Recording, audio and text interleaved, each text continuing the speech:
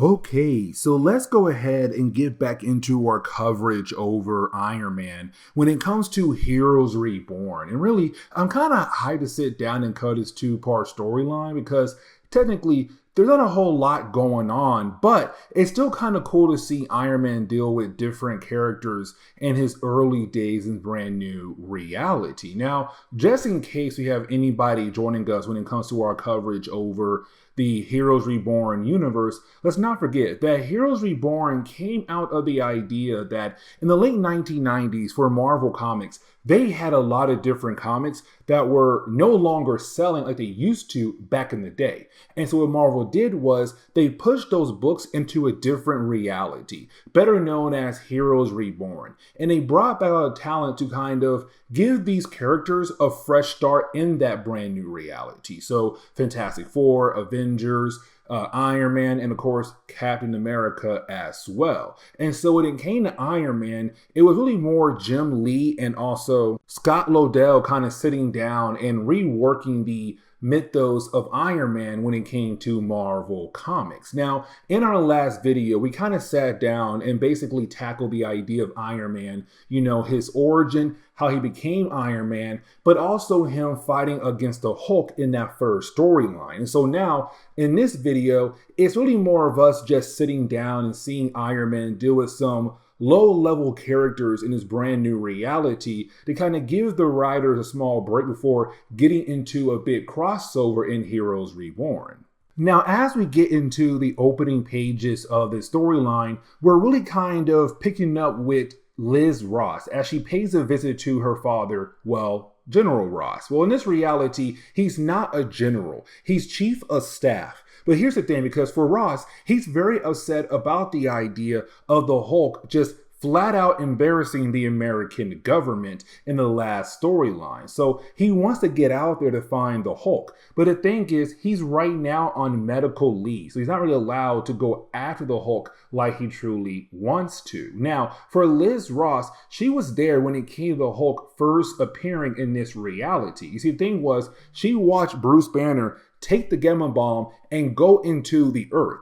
And the thing is, she believed Bruce died when the bomb went off, but then thanks to the bomb, it had created this powerful being known as the Hulk. She hasn't realized that those two different characters are the same person. So for her mind right now, her goal is to find the Hulk as a way to get payback for, Bruce Banner. Now, let's not forget, she's also working as the head of security for Tony Stark.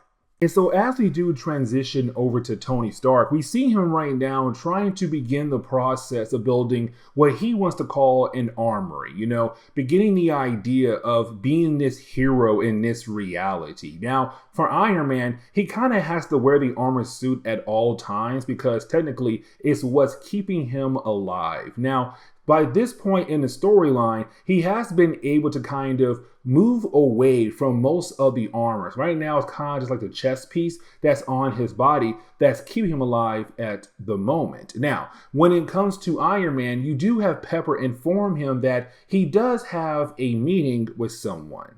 And we see he has that meeting with Jasper Sitwell. Now, for Jasper, he is Tony's government liaison. Now, here's the thing, though, guys, because for Jasper, he and other people don't truly know that Tony Stark is Iron Man. We're playing with the idea of, Tony Stark has this bodyguard, and that would be Iron Man. The only person who truly knows is Pepper Potts. Now, with that being said, for Tony, he had asked Jasper for information on Bruce Banner, his death, also the different projects he was working on, like the gamma bomb. Now, again, Jasper is Tony's government liaison, so technically he works for the government. And so you have Jasper say, no. You cannot know anything that Bruce was working on, even though he did work for your company and he did create the bomb. The bomb was created for the government. It was a government project. So they're right now saying Tony has no right to know what that project was all about because it is a government project, even though his company had technically made the project. And the thing was, Tony and a few other people had signed off on those different kind of deals for the government. And so now for Tony, he's kind of wondering what other projects have been done without him actually knowing. But you do have Pepper inform Tony that he has another meeting with, well, Arthur Parks. Now, Arthur Parks had a company known as Parks Fiber Optics. That company was bought by Tony and sold by Tony's company. So, of course, there goes the entire company. So for Arthur, he was left with nothing. The people who worked for Arthur were also left with nothing. The people who were depending on all the different projects from that company were left with nothing. Now, this is Tony trying to apologize because for him, he's like, listen, dude, that was the past me and I made some big mistakes. But this is me now in this life right here trying to make things better. But for Arthur, it does not matter at all because he lost everything. A lot of people lost everything. So he came here to kill off Tony Stark. You see, when it came to Arthur, what he did was he had replaced his central nervous system with fiber optics. So, of course, he's now becoming the living laser. That's why I said at the very beginning of this video, is Iron Man now dealing with some low-level characters? Because even though this does seem like a big threat, by the end of this chapter, you're going to have Tony being able to get rid of this guy and move on to the next villain in the next chapter. But now we have the transition over to Leonard Samson. Now, when it comes to Samson, he is Tony Stark's psychiatrist, right? And so he's right now just chilling in his office. And as we all know, in the old reality, him and the Hulk have close ties to one another. But either way, when it comes to Samson, he's just chilling in his office. And then he gets a call from Bruce Banner. Now, earlier I had mentioned that to the world, they believe that Bruce died when the bomb had went off. But in reality, he's alive. And so for Samson, he's kind of like, Bruce, you're alive? But as we do switch over to Tony fighting against the living laser, this is why I said like earlier, hey, this battle will not last that long because for the living laser, the longer he used his newfound abilities against Tony, slowly his body is turning into a living laser. Like his body, his skin is just breaking apart. He is slowly melting away. But for living laser, he can't stop. He wants to kill off Tony. He wants to get paid back against him. And so it leads into the moment where he basically dies. But before he dies, he asks Tony, like, Tony asks him, was it worth it? And Arthur says, yes, it was worth it. I would do it again if I had to find a way to kill you and everyone close to you. But as this chapter closes for Pepper Potts, when she does go back home, she realized that somebody had just broken into her apartment. And this leads into the second low-level villain that Tony has to deal with. And that will be Whirlwind. And so as we get into the next chapter, we're really picking up with Tony right now being confronted by Whirlwind. Now, this is the present moment, but we're kind of left to wonder how in the world we got to this moment right here where now it's Tony being confronted by, well, Whirlwind. Now, before we go back in the past to see how we got that moment right there, you have Tony reveal that he knows almost everything about Whirlwind. Like, for example, his real name, or the name using right now, Dave Cannon. He also knows that Whirlwind's old name was the Human Top, but he also was called Charles Matthews, his first original name, and he was born in Kansas City, Missouri.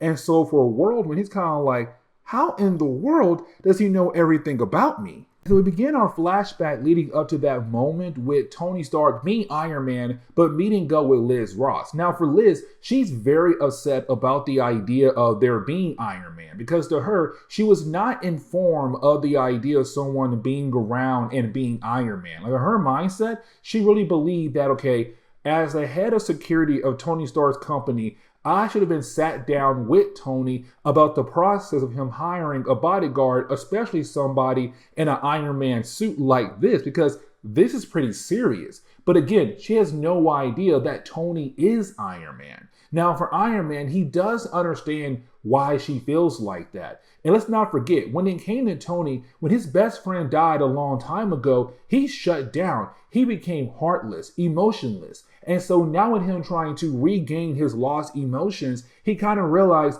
what Liz is currently feeling at the moment right now. And so after that meeting, you then have Tony get a call from, well, Pepper Potts. But in reality, it's not Pepper. It's actually Whirlwind. And it's Whirlwind saying, hey, you know what? I got Pepper. If you want her back, you got to meet up with me here at this location, but by yourself. Don't bring Iron Man or anyone else at all. So, of course, you do have Tony go over there, except when he does pull up in his car gets blown up because it's Whirlwind saying, like, okay, cool, it's now time for me to finish the job because he was sent here by Hydra as an assassin to kill off Tony Stark.